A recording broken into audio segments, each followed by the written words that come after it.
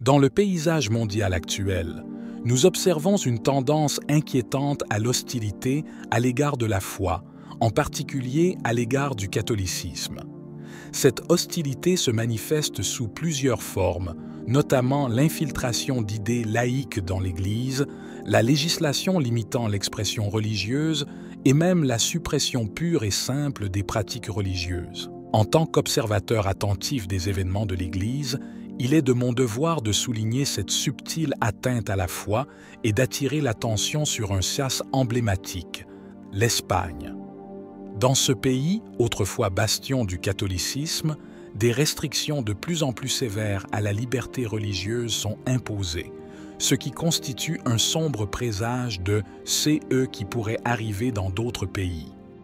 Un récent titre a répandu la fausse nouvelle selon laquelle le rosaire aurait été complètement interdit en Espagne.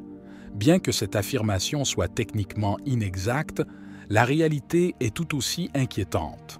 La prière publique en Espagne a effectivement été rendue illégale. Cette mesure draconienne constitue une attaque directe contre la liberté de conscience et le droit fondamental d'exprimer ouvertement sa foi. Les autorités espagnoles, motivées par un agenda laïque, semblent déterminées à étouffer les manifestations publiques de religiosité, reléguant la foi au foyer et la privant de sa dimension communautaire. Les restrictions sur la prière publique en Espagne ne sont pas un phénomène soudain. En effet, ils représentent le point culminant d'une longue histoire de répression de la foi par les autorités.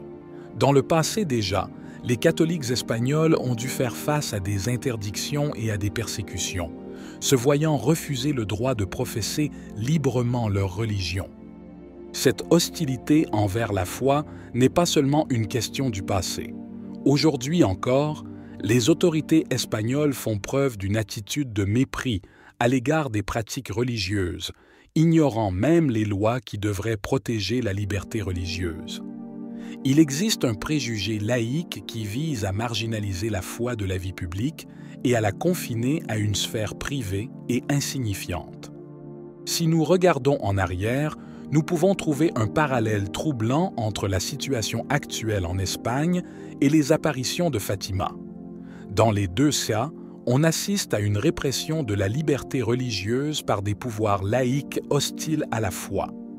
À Fatima, comme en Espagne aujourd'hui, les dirigeants ont cherché à supprimer les croyances religieuses, à ridiculiser publiquement la foi et à limiter les droits des prêtres, des évêques et de l'Église en général.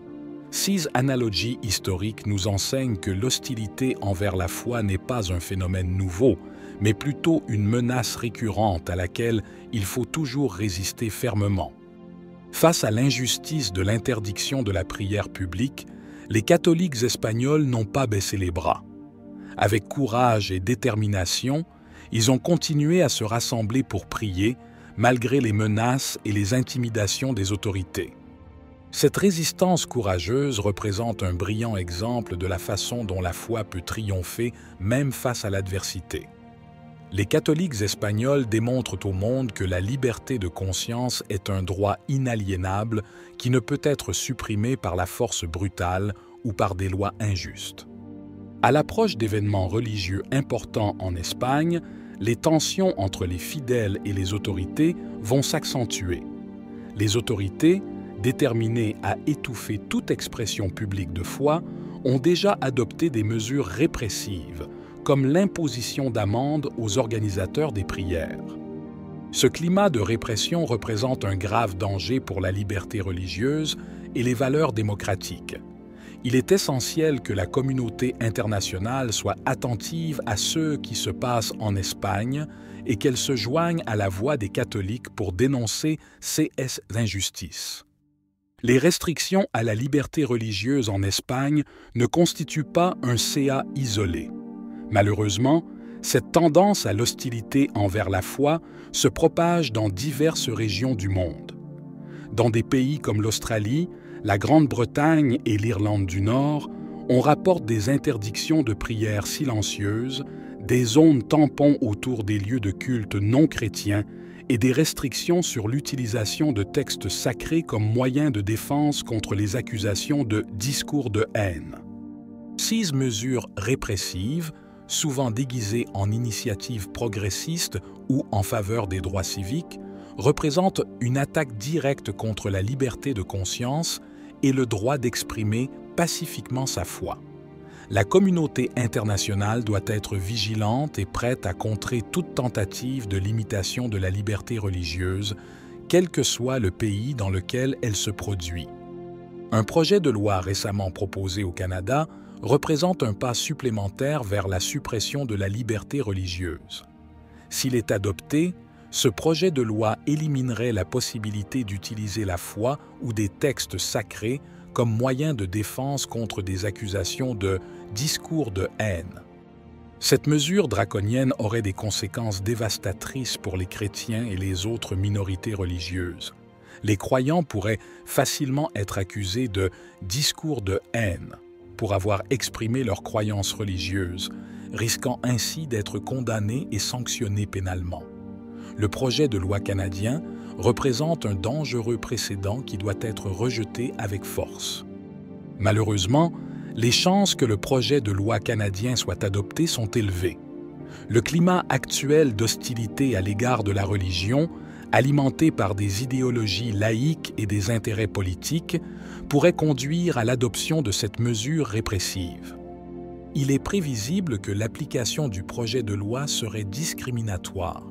Les chrétiens et les autres minorités religieuses seraient les principales cibles, tandis que les groupes ayant des idéologies différentes pourraient bénéficier d'un traitement plus favorable.